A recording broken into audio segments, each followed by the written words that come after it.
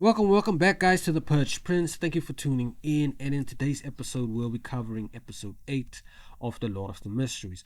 Quite a lot of things we need to cover, quite a lot of details that we need to break down scene by scene, because there's quite a lot of information that we haven't went through and we haven't understood. Quite a lot of symbolism and representation. But don't worry, in this episode, we'll be breaking it down piece by piece by piece. So the first scene opens up at Core University. And for those of you who don't know what is Core University, here's just a brief summary, a brief history about Core University. This university is the university the original Klein went to and graduated from as a historian, right? And what's interesting to note about this university at this point in this episode is that it has its own river. That is quite cool. Now, that is quite cool. Currently, Mr. Ezek and Klein are under the bridge at the river. They're currently going fishing, a little bit of a bonding session.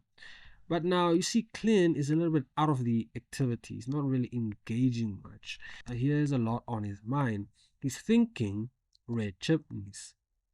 No more clues could be divined since last time. Even the grey mist couldn't pierce the interference. The mastermind is formidable. Advancing to clown and better hidden cards are both what I need. Except for weapons, except for firearms, I only have charms. Charms. Now there's a flashback that hits Klein. He's thinking about the time when he was flooded with information regarding the Eternal Blazing Sun's blood. Remember that time he was flooded with mystical information. And as he starts to remember, right, he remembers one of the information was about the flaring sun charm crafting method, right? And he thinks, I need to find a way to exploit that drop of blood of the eternal blazing sun. Now, Mr. Easy calls out to Klein, right? Outside of his whole thinking process. He calls out Klein. Now, Klein focuses up. He says, Mr. Ezek. Mr. Ezek says, have you been busy lately? You look exhausted. Now, Klein is honest here. He says, I've been tracking the mastermind consistently. I'm a bit anxious since detecting my surveillance, he hasn't shown any further flaws since. Mr. Ezek says, relax a bit. Don't obsess too much. Breakthroughs often come when least expected. Now, Klein exhales. He says, I understand, Mr. Ezek. And what's interesting to note here, there's a little interesting animation here. We know the fishing pole has been thrown out with, bait, typical fishing. But as Klein looks on, right, he sees the fish is attracted to the bait about to bite, and he wants to use this exact process, this exact blueprints, as a way to get to that drop of blood, that blood of the eternal blazing sun. So with that, he asks a favor. Mr. Ezek, I'd like to ask you a favor. And we'll come to know what that favor is later in the episode, right? But I just thought it was a cool animation. And with that, the scene cuts. It takes us to the next scene, which gives us the name of the episode, Derailment. We are guardians. Definitely referring to that famous saying in the novel, we are guardians, but also a bunch of miserable wretches fighting against the darkness. Now, that whole scene, right, we need to cover it. We need to break it down because there's a lot of information there. So the episode paints the protagonist, Klein, as being significantly anxious and preoccupied with finding the mastermind, the one behind the coincidences. Now, this concern is framed within the context of his current position, limited power, and the recognition that the threat posed by the mastermind is extremely high level.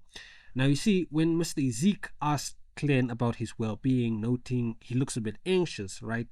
Klein is at least aware of his current state, right? His admission of anxiety.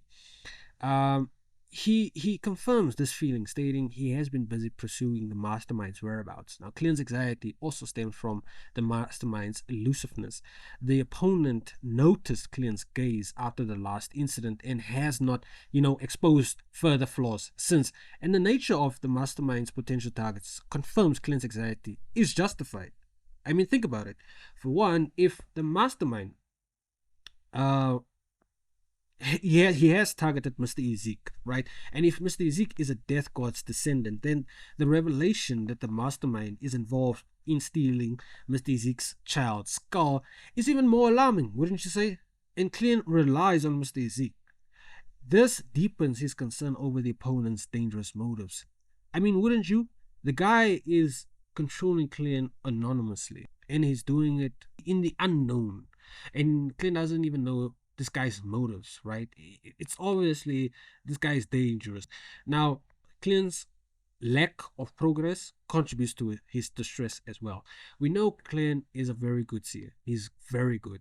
Currently, he has finished digesting the seer potion. But when I say he lacks progress, it means in terms of he's stagnant in terms of moving to the next sequence, which is clown. Uh, Currently, I think there's actually a standard, right? A principle that every person that works for the church needs to wait 3 years, right?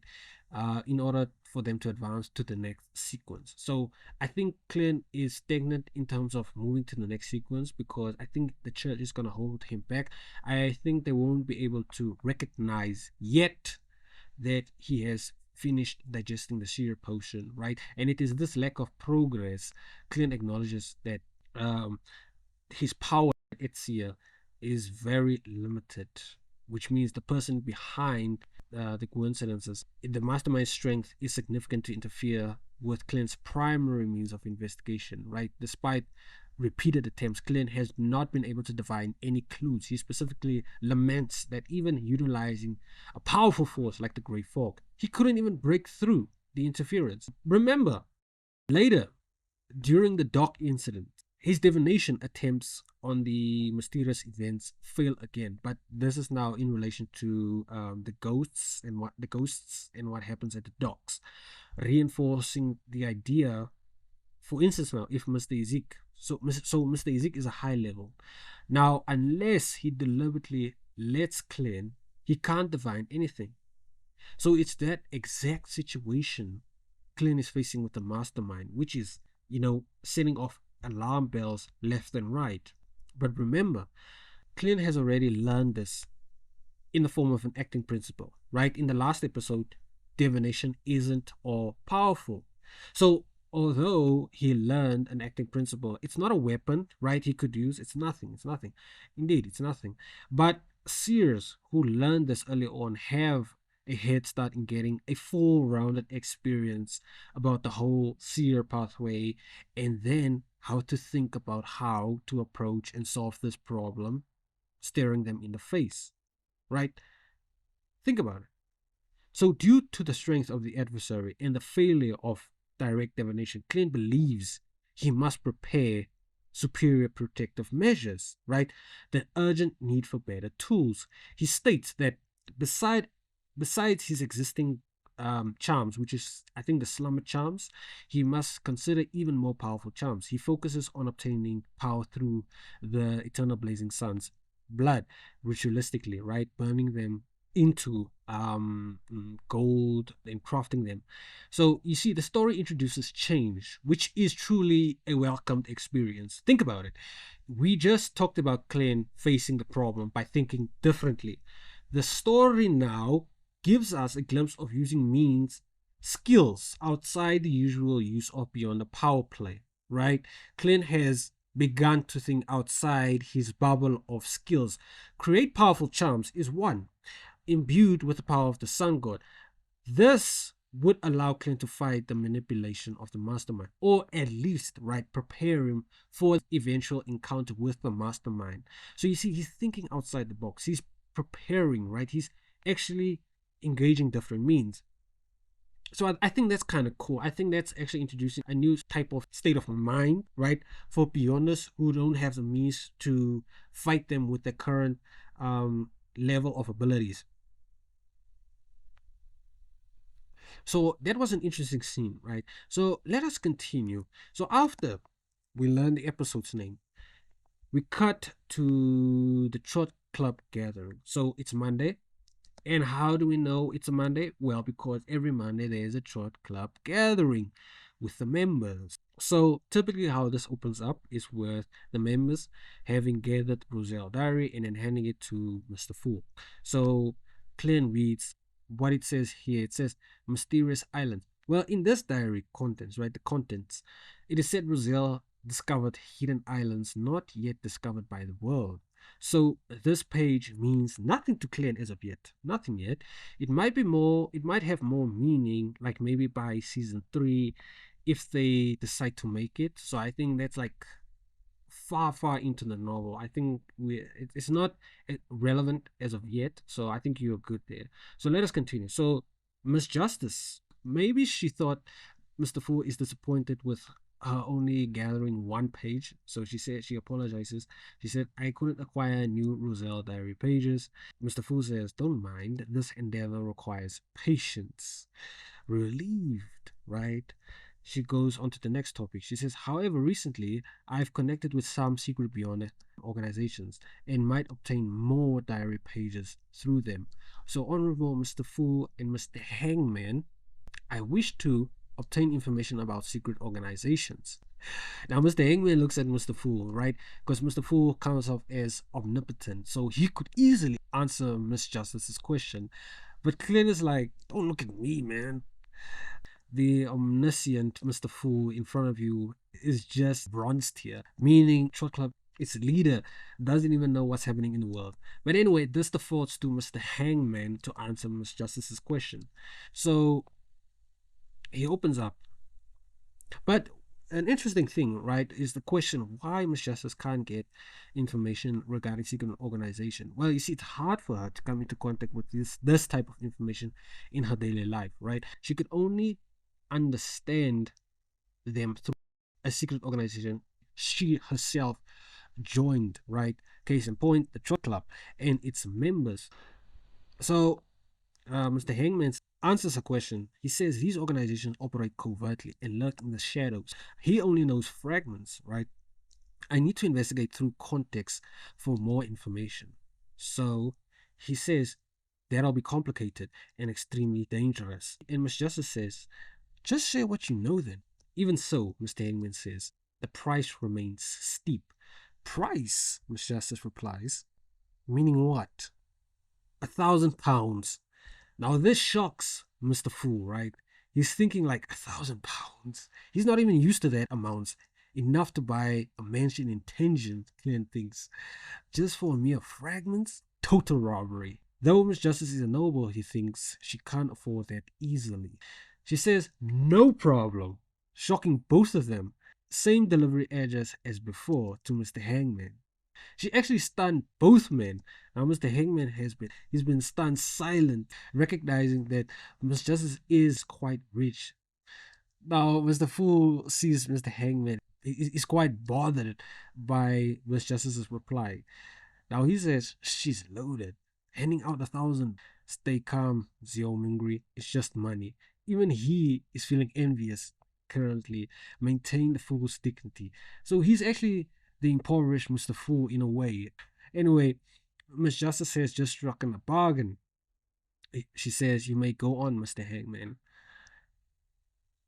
So currently there's this animation that's happening right here as he starts to narrate. He says major organizations number over 100. These dating from the fourth upwards, right? And there's this interesting animation, right? That it zooms out of the gray fog, right? It zooms out of the gray fog and then the animation morphs into a card that flips, right, and falls onto the table. And then more cards start to fall down on top of the other cards already on the table. Now, that's an interesting animation. If you think what the representation here means, it means though the Trot Club is small, right, with only 3 members, right, and it's not basically officially established, meaning it's not well known in the world. Here, the animation actually confirms that this is a secret organization. Even though they're not well known, the animation shows that a secret organization is still recognized as a secret organization, which I think was quite a pretty interesting animation. But anyway, there are a lot of cards that are falling here, and there's already cards displayed on the table, meaning that there are some organizations that we do not know about. But anyway, continuing with Mr. Hangman's narration. He says, including the Secret Order, the Demoness Sect, and the Moses Ascetic Order, Moses Ascetic Order is the oldest. Their pathway starts with Sequence 9 Mystery Prayer. Now, hearing that, Mr. Fu tightens his hand, knowing this pathway is related to Old Neil. This is Old Neil's sequence pathway. Members of this organization, right, worship knowledge, says Mr. Hangman. They revere it as the hidden sage. Another name for the hidden sage is the concealed sage. Anyway, they revere it. The early Moses ascetic order was highly respected, but now it is degenerated into an evil organization. Now this shocks Miss Justice. She asks why? Worshipping knowledge isn't evil. But what if knowledge itself became alive? Now this also shocks Clint. Rumors say that the hidden sage came alive, continues Mr. Hangman. He became a personified evil god. This approach saw the birth of the Rose School of Thought and the death worshipping Numius Escapade. So they come from the southern continent. They worship death. And then we have the Aurora Order and the Elemental Dawn, and then the physiology alchemists, which, emerged only in recent century. So thank you, Mr. Hangman, for the information. Mr. Fool, I have no further questions. Good. Let's conclude today's meeting, says Mr. Fool. As you wish, they all reply. So after Klein has bought the newspaper from the paperboy, right, he starts reading it on his way to work. And there are two images printed onto the newspaper, right, likely taken by a camera. And the first image shows the phenomenon that is faced at the docks, right? And there are fishes in the sky. It's chaos, basically. Fishermen seeing their fish floating. Like, what's happening? And then the second image shows paper is thrown around, buckets on the ground. Chaos, basically. And Klein reads, no casualties. Targeting Evernight believers. And that it must be Mr. Ezek's doing. And that's basically a key factor here, targeting Evernight devotees. And we'll find out why that is in a moment. But in the next scene, right at the bar, O'Neill is kind of jolly, jovial. Why is it? He's talking to someone. He says, what's the hurry? You never visit. Now that you're here, stay. And Klein sees them. He's like, O'Neill and Folan, Mandated Punisher, Lord of Storms, Sequence 8, Folk of Rage, Sailor Pathway. Aha, it's him. Now Folan says, I told you, I'm on duty. Duties never end, says O'Neill. Learn to steal leisure from duties. O'Neill calls out to the bartender, right, 2 Southville beers, and he's paying. Old coat, you're always mooching drinks, says Folan. O'Neill, hello, Klein interrupts. And O'Neill says, Klein, what a coincidence. O'Neill just then orders another beer for Klein as well to join them. He says, right, 1 more drink. And still, Wright says, I know, he's paying. O'Neill. Anyway, it's quite a cheery mood. They all bottoms up and they cheers together. They drink the drink. And it's quite a good atmosphere. They're happy. O'Neill says, chugging down fast. Choke, and I won't save you to Folan. Hear about the dock incident? O'Neill gets down to business. Folan smacks down his beer. He's like, yes, it's really weird. Ghosts discriminating by faith, only targeting Evernight devotees, and the dock area is a mandated Punisher's turf. Rumors are running wild. I need to meet with Dunn. And Klein focuses on his drink, listening in. Folan continues, mandated Punishers and Nighthawks. Can't let rumors breed discord between them. And Klein coughs, likely realizing the small type of chaos he's created between 2 law enforcement groups. Laugh. All these evil guys would laugh. Now O'Neill continues saying, do you suspect an evil organization? Folan answers, the initial investigation shows they aren't Storm followers, so we can't investigate further. He stops and talks to the bartender. Fill it up, trying to fill his trinket up with beer. He continues saying to O'Neill, these spirits are ancient and hard to banish. Their forms look archaic, like 4th approach ghosts. There, Klein smiles one side. Mr. Ezek's involvement is confirmed. So Klein 100% knows Mr. Ezek is involved. And he says to himself, time for me to step up. And he says, a toast to you all, to both of you. Both Folan and O'Neill laugh. Bottoms up, and they all cheer again. I've got duties, says Folan. Next time at the bar at the docks, let's drink till dawn, O'Neill. O'Neill catches Folan's trinket. Folan puts his arm around Klein. He says, by the way, you're Klein, right? I know you were special from the start. How about you? Join the mandated punishers. O'Neill stops the conversation. He says, all right, get going now. Folan says, Neil, you owe me 2 rounds today. Next time, pay me back double. I'm off. Klein smiles. He comments, Mr. Folan is quite a straightforward man, Klein says.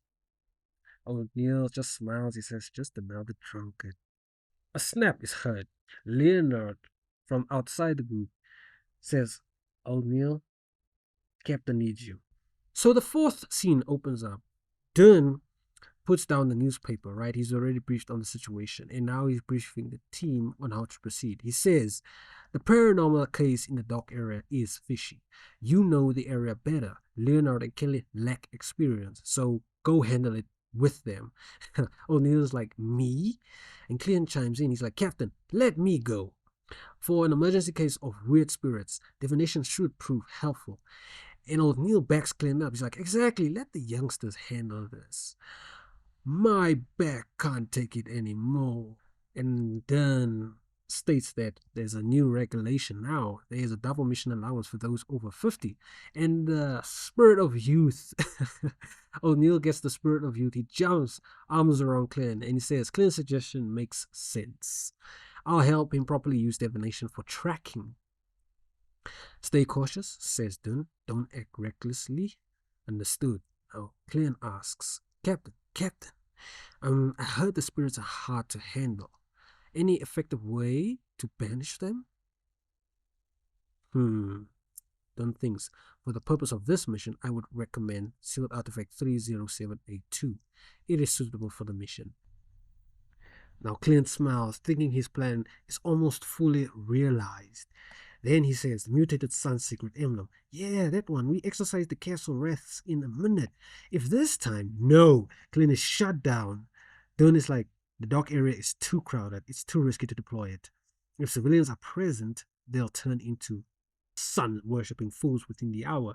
Now Klein is like, indeed, it is tricky. However, he thinks, we must prepare countermeasures if there's a powerful wrath among these ghosts, he says.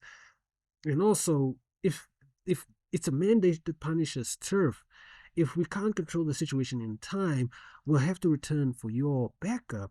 And the Nighthawk's reputation then, oh man, might suffer irreparably.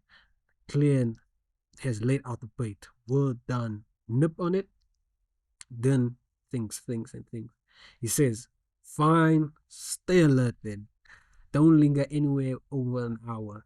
Now Klein is glad. He says, understood, Captain. And after that, the scene cuts and we're introduced to a little green information that is given to us, right? It says the Lord of the Mystery, secret organizations born in the fourth approach, includes the Demonesque, the Rose School of Thought, and then the Aurora Order, etc. But we already know this, but continuing on to the fifth scene. So after the conference was concluded, we finally get to the docks, and Klein is quite jolly. In fact, he's quite happy because now his plan has actually come to fruition. He's actually gotten that sealed artifact out of the storage, out of the China's gate, and into the field. But his happiness is short-lived because Leonard confronts him on his happiness. He's like, you schemed to partner with me intentionally, didn't you? And Klein is like, what? Huh? But abandon your delusions, says Leonard. Even during missions, you won't uncover my secrets. Huh. And he walks away. And Klein is like, seriously, dude. Seriously. No one is interested in your secrets, bro. Give it a rest. Don't be such a narcissist, okay? And a voice reaches out to them. It says, are you from the Nighthawks? Yes, we are. Greetings, officers. I've long admired the Nighthawks. And then he introduces himself. He says, I'm Gate, the new sheriff for the dock area. Follow me, please. and it looks like Gate is taking them to the site, right, of the paranormal activity. He says multiple paranormal cases reported. This is the worst spot. As the Nighthawks continue to walk to that spot, right, there are onlookers gathered around, and they spot this posed professionals, right? They're like, who are these people? Must be exorcists. Exorcists? Fancy looking men like that, they're talking about Leonard now, are only seen in politicians' laps or noblewomen's arms.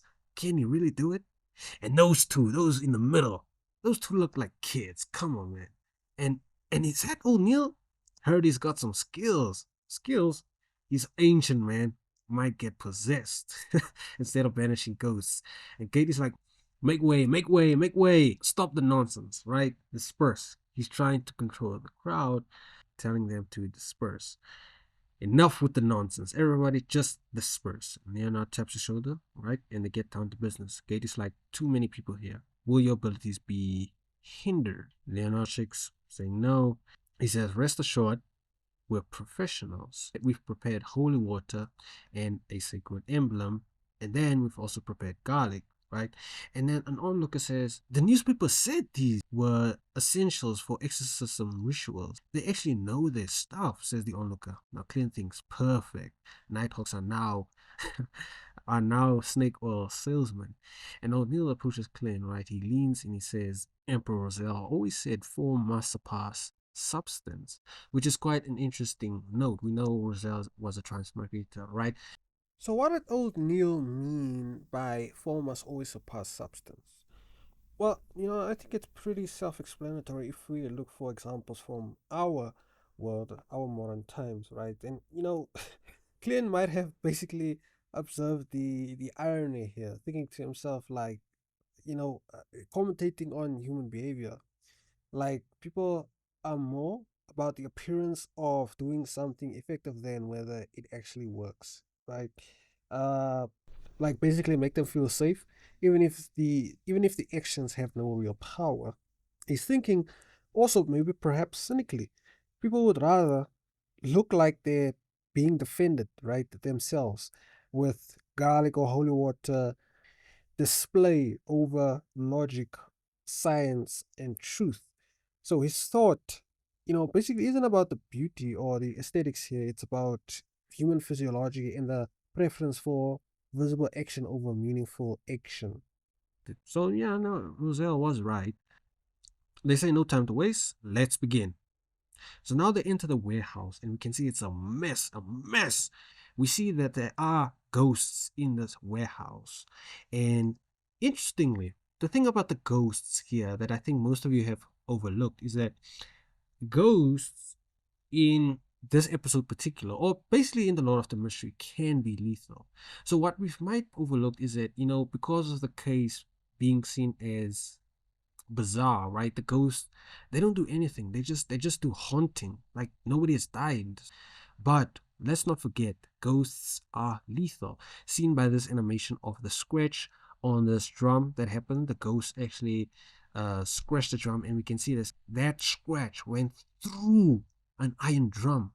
Like, can you believe that's lethal? That's lethal. That can actually kill a normal person, a non-beyonder, for instance, which goes back to what they were saying, that this case is truly bizarre. Nobody's died. It's only been a case of haunting. Yeah, so they're scouting out the warehouses, trying to find the ghosts, and the ghosts appear, right? And the first target is Kenley. They go through him, and he freezes. He gets a shiver. But there's something awkward about this animation because the ghosts actually exit out of the warehouse, right? And on Lucas, they turn around and they run away. Now, this was confusing to me because non-beyonders, right? They don't see the supernatural. They don't see the supernatural. So I'm not sure if this ghost can actually make themselves visible to the naked eye, but I've always read it in the novel that ghosts, they can't be seen by ordinary humans, non-beyonders. So this was quite odd for me in the animation where they showed the onlookers running away, the bystanders running away from the ghosts. I don't know what that was, but anyway, Kenley, no, excuse me, Sheriff. Sheriff Gate is possessed by a ghost, and the bystanders are also possessed by ghosts. And they're doing all of these funny things. They're dancing, barking like a dog, doing flips. And Clint is hiding somewhere behind some crates. He was actually spooked by a ghost, thinking like, bro, commit to the act. Don't blow my cover. But anyway, another thing that's funny is that this male ghost right here, he's actually trying to kiss Leonard. If you've noticed, look at the animation. The ghost is trying to kiss Leonard. He comes in, look at it, look at it. He comes in, smoosh, and Leonard's like, these spirits are too abnormal. uh, Restrain the possessed ones for 1 minute, and then we can see the amulet doing its things. Even Klein acknowledges, saying that seal artifact 30782 is taking its effect. And now Klein looks up, and then he sees, is that's a general for the ghost. That's basically a general for the ghost. And the general is like, commands all the goats, it's time for us to leave. And they exit out of the people. Then there are other pedestrians outside, and they look inwards. There's a whole scene that's happening right here. And Leonard is like, thank the goddess, it was a minor incident, right? Next, our exorcists will officially start the ritual to purge the evil spirits. And Glenn is like, why me? Leonard taps him like, rookie's privilege, bro. And they use the Evernights' honorific name. But this is important because remember, the ghosts were haunting believers of the Evernight, right? Though it is correct to employ mysticism from the sun domain, right? Basically using the eternal blazing sun's honorific name in this situation, in this scenario. That is perfectly correct. But remember, these are devotees of the Evernight Church, right? It is unprofessional. It is unprofessional to use other gods' honorific names, right? To banish ghosts in this situation. This is basically, you're acting against the church. You need to find a way. That church needs to find a way to banish the ghost, either through sealed artifacts, or you just need to get a sealed artifact from the sun domain, spells or whatever, and use them here. O'Neill is a warlock. There's an ability of the warlocks that can actually create spells, right? They can actually create spells from the sun domain. So they do have other means, even though the Evernight goddess is not in the domain of the sun, she's in the domain of the darkness, right? Meaning eternal rests. So we can see this some way, somehow, putting the ghosts to rest. But don't encroach upon other gods' domains in front of devout followers of your church. So, mistress of repose and silence, I beseech your power, says Klein, to purge these evil spirits. Will this work, says the believers. Such a warm sensation they feel. Yes, like basking in the sunlight. Truly miraculous, they say. A professional exorcist indeed. Praise the goddess, says Klein, because now he swayed the believers that the Evernight goddess stands strong, right? And then we move to the next scene, and there's a carriage riding down the street, right? I think it's out of control, and it looks like it's going to bump into a woman. Almost bumped into her, but she was saved, right? And we come to know that this woman is Magoose, right? Len versus Lover. And she stares up and she sees Folan, right? Now she doesn't know him, right? She only says, "You saved us, thank you." And Klein is actually there. So this is by coincidence. Klein is actually there, and he saw that Folan saved Goose, and he says her mental state is quite stable from what he's seen previously. Old Neil approaches. Folan is like, "Huh? Weren't you on an urgent task?" And Folan's like, "I was. I was. She's my task. I need to watch this poor girl to track down her fiance, Lenver's whereabouts." And old Neil's like, Lenvers, the scammer with over £10,000 involved. Folan says, yes, we're checking for beyond the involvement, right? In the case of Magoose, nothing has popped up since. It's likely, says Folan, this case will be classified as a regular fraud case within days. And we see him drinking his alcohol, and old Neil is like reminiscent. Drink less before you drown your liver. Death by alcohol, says Folan. He laughs and sounds like a perfect exit. See you later.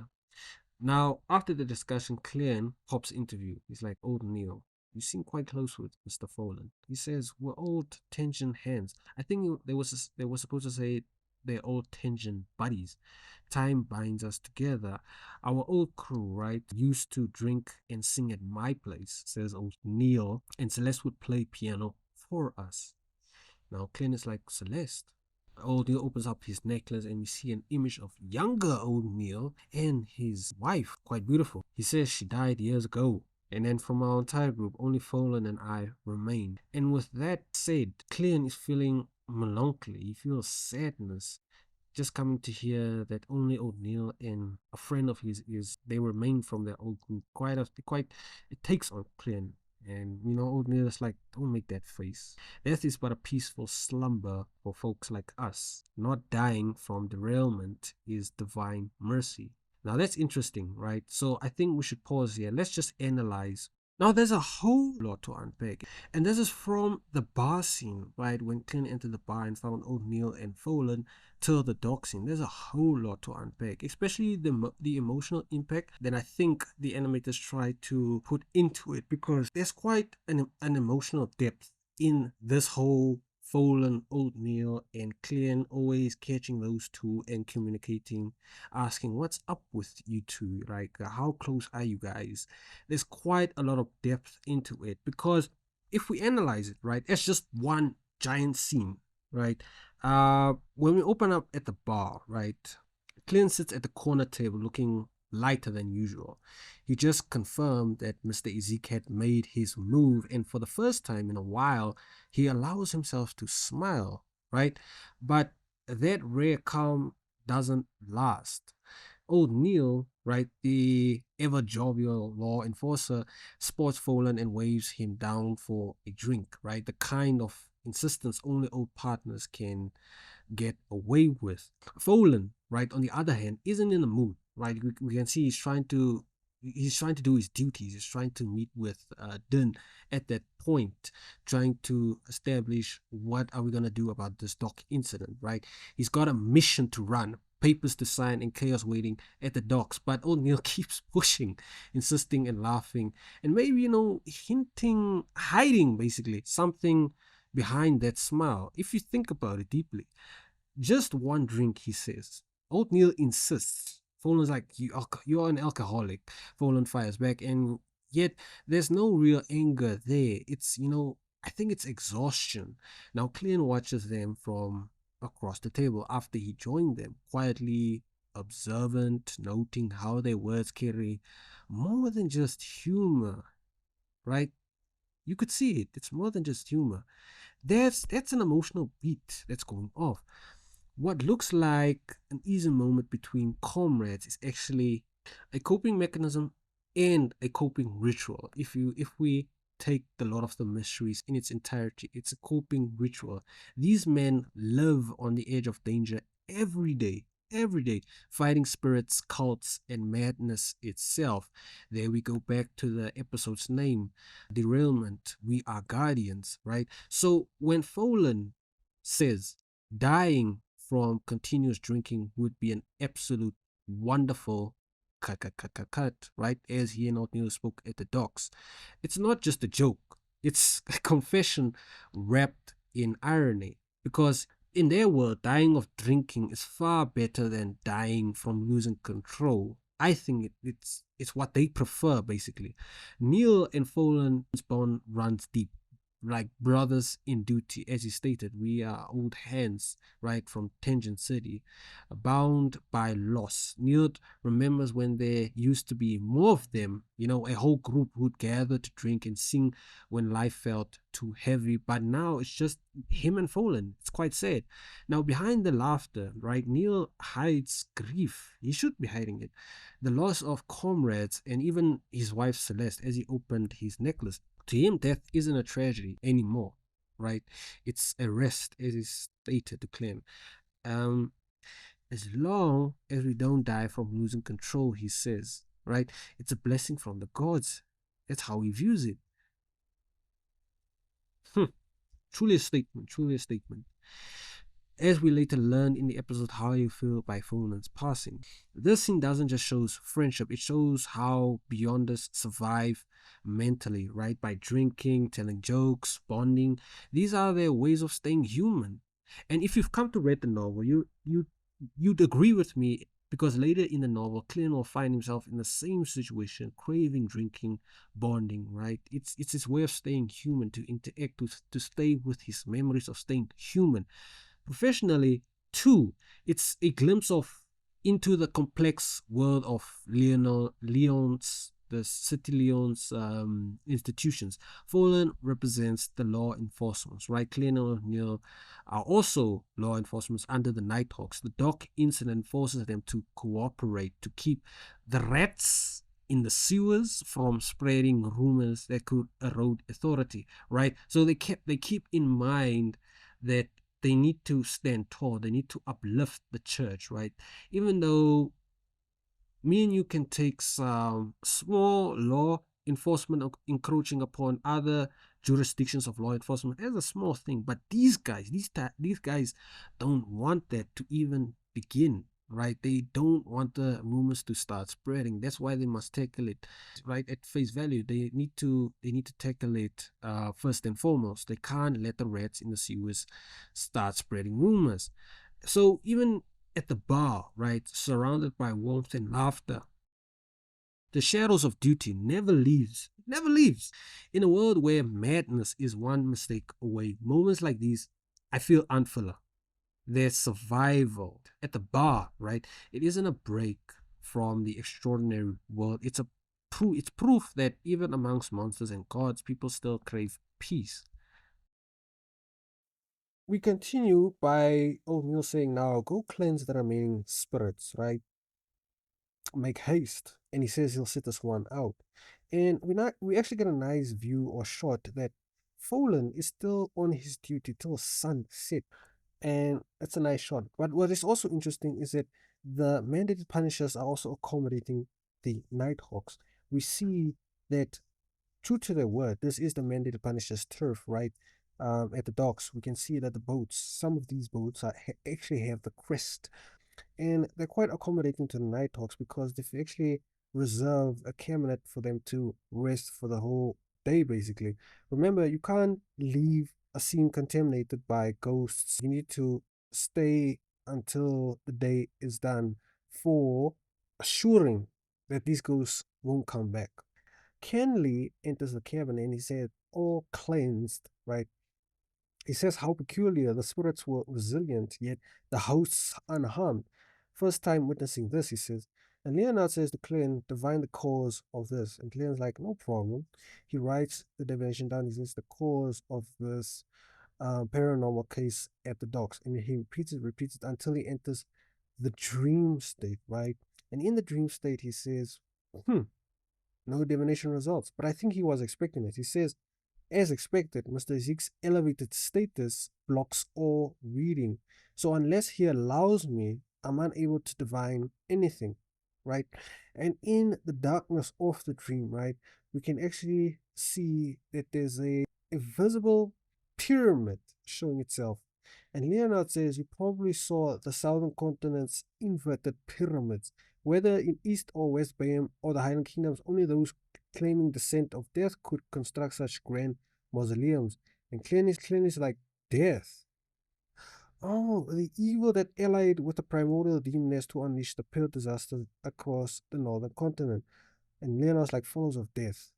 What's their scheme triggering this event? And Klein's thinking to himself, like, Mr. Zeke awakened amidst a pile of corpses, right? Taking us back to that flashback Klein had of Mr. Ezekiel's memories. I still have problems with that. Remember, the animators actually put Klein in real danger. You can't have the protagonist into flashbacks or people's dreams like that and then expecting them to come out unharmed. Imagine if that really was the Pale Disasters. Then there were two deities involved in that disaster. That it was either death or the primordial demoness. What if Clint saw those two? And what would have happened? Our protagonist would have popped like, damn, that was truly putting our protagonist in danger. And there are guidelines how to engage with these things in regards to dreams or revelations, right? But you can't have no restrictions on it. The animators can't just put Mr. Zeke in an unstable state, released his aura, and it actually triggered Klein, allowing him to see Mr. Zeke's memories. You can't have that. There are already rules in place in the novel to actually help us understand how to access other people's dreams, even at a high level. That I still don't agree with that. But anyway, Clint continues to think that if Mr. Ezek is the descendant of death, right, then the mastermind stealing his child's skull is even more concerning. And Leonard's like, all right then. As usual, one person will stand guard to guard sealed artifact 3-0782, while the others rest, rotate shifts hourly. And finally, I'm happy for my boy Clan. He says, finally, his moment arrived. I'm truly happy for you, Clan. Your plan has finally come to fruition. It's 100% complete. You actually have the item in hand. Now you can execute your strategy. But here's another problem. I have another problem with this, and I'll tell you why in a sec. Let's just get through this. He thinks the Ebonite versus charm requires silver. They were quite expensive. But this thing, what he's about to do, it required gold. He could only procure 2 pieces of gold. It's quite expensive. He must succeed in one try. And he does the crafting method ritualistically. So he says, Blood of the Eternal Blazing Sun. He says the Eternal Blazing Sun, honorific name, inextinguishable light, embodiment of order, god of contract, guardian of businesses. I beseech you. And then a gust of wind blows. The next scene actually makes it super interesting. He says to grant me the power to complete the flaring sun charm. So after that, I beseech you for your power. We already know Folan has gone through derailment, right? But we actually see a nice animation here where his footprints, right? They show 5 toes marked on the wet sand and then the other footprints, but we can see it's actually morphing into something. It's morphing into a creature's footprint. We can see the first one has 5, then the third one looks like it has claw marks, right? So I think his foot has actually morphed into a monster's, and the trail continues until it reaches the sea. And Clint continues to say, the blood of the eternal blazing sun, please channel your power into the charms. And Clint's eyes go black. Yes, he's actually executed the ritual successfully. Now, let's proceed to the problem that we have here. And it's quite a deep one. Incorrect adaptation from the novel. So Clint is about to perform the ritual, right? What this version of Clint is doing here is crossing a sacred line. He's praying to another god while being a follower of the Ebonite goddess. Remember what I said earlier about you should not pray to other gods in front of devotees of the church you serve, even if they're orthodox gods. Or, hold authorities like Sun that could easily help you dispel ghosts or evil forces in an area like the dark area, right? Because in the end, once you're done, it would be like planting a seed in the people's minds to actually consider jumping to a new faith, right? And we can't have churches swapping devotees like that. That could actually cause war between gods. So what Klein has done was actually a breach of that. So forget defending Klein's actions like no, it's the crafting method that he's actually doing.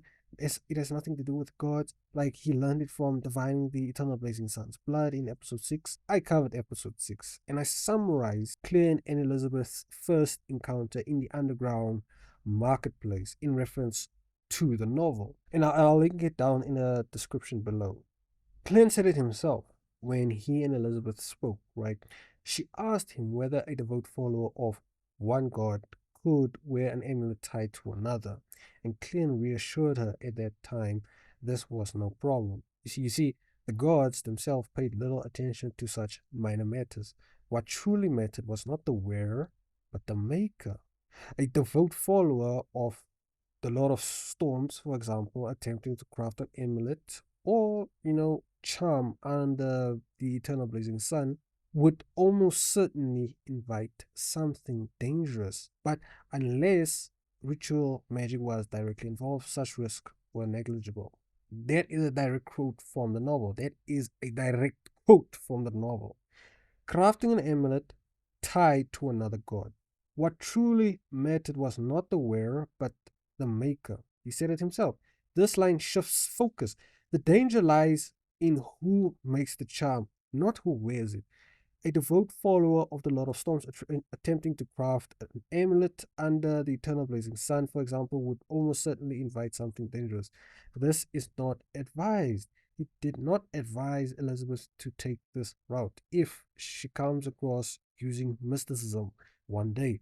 Here, crafting a holy item under another deity's authority is seen as crossing divine boundaries. For a devout beyonder of the Ebonite Church, like Klein, attempting to invoke another god, say, let's just go with the Eternal Blazing Sun, during a ritual would risk attracting hostile or chaotic divine influence. That's crossing a divine line, a sacred line. And I mean, the danger might not even come from the eternal blazing sun. It might even come from the Everite goddess, right? Because she's actually seeing what this guy is doing. No, no, no, no, no. We can't have that. Our version of Klein cannot, he cannot be this ignorant. We can't have him overlook such plain blightness. We can't have him overlook this. But then what are the exceptions now? The exceptions are no ritual magic should be involved. Meaning if it's just symbolic or a decorative act, no ritual prayer, sacrifice, or invocation, it's no big deal. Or, let's just say, then how do we go about crafting charms under the sun domain? Get a sealed artifact under the sun domain and let it imbue its power of the sun into the items. If you want, like water, turn it into holy water, it will. And then sun bullet, etc., etc. And then since that answers that, what should Klein have done for crafting in this scenario? Well, a skill he learned in the following episodes, right? In the next episode, where he learned to summon himself through the powers of the Grey Folk, like summoning a spirit. He would then deactivate the summoning with the item held in hand, like the mutated sun emblem. He would then reappear with the item from the real world in the Grey Folk. And then, thanks to the Grey Folk being, a high abstract realm, it has properties. Its properties can interact with a high level concept like the eternal blazing sun's blood, extracting minor droplets of his blood and then infusing it into gold, thus creating charms. No risk at all, you see? No risk in attracting hostility from any gods or crossing a sacred line, exactly how it was done in the novel.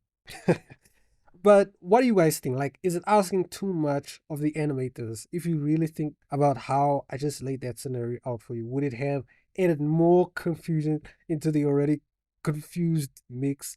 I want to hear from you. And by the way, give me a likes up for the video, man. Oh, these videos take forever.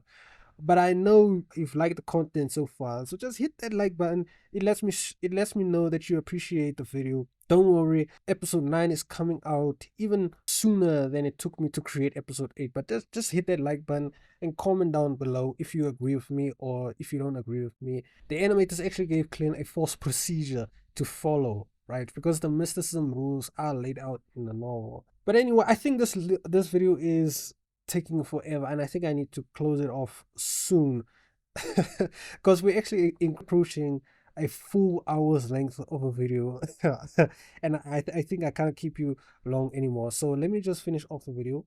After this, we know the Nighthawks are gonna face Folan.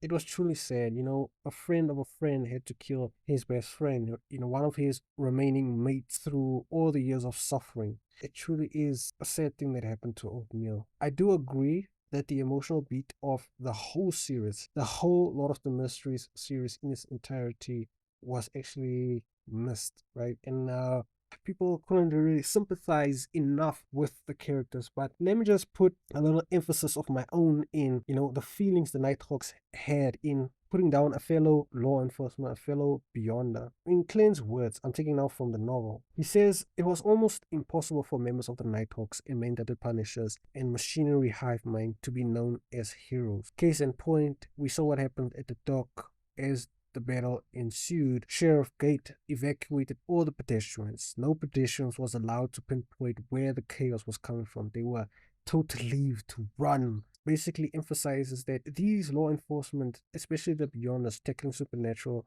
incidents, they're hidden from the public. He needs to say, The things they did were never made known to the public, but only hidden in confidential documents. But the danger and pain they endured were ever so real. And that's what Clint felt at the time when Folan was put down. It's their servitude. They follow it through 100%, even though they cannot be seen in the public. It's quite sad, really. And then we actually realize why Old Mill is like, you need to steal leisure from duty because this could be your last day. And unfortunately, Clint always wondered, how come they're so full of smiles, Old Mill and Folan. And that's it for the video, guys. If you've liked the video, please like and share, click the like button, comment down below. And I think that was quite an interesting episode. Don't worry, episode 9 is coming out. But thank you guys for watching. See you guys next time.